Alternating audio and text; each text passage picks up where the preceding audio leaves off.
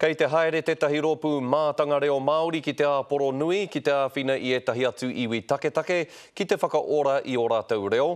No te Kuraoro Nui o Tāmaki Makaurau, te rōpū nei, kei te whakaatu rātou i tā rātou tū papa mati, hai ako mā te tangata i te reo Māori.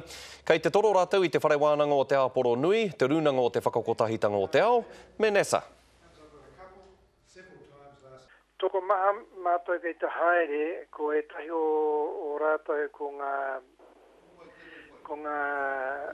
pukenga me ngā pukenga matua, ngā ahorangi o te arapautama, kei te hari atu o rātou mōhiotanga, ki te kōrero tahi, ki te whakawhānui i aua kōrero mo te whakahaumanu i ngā reo.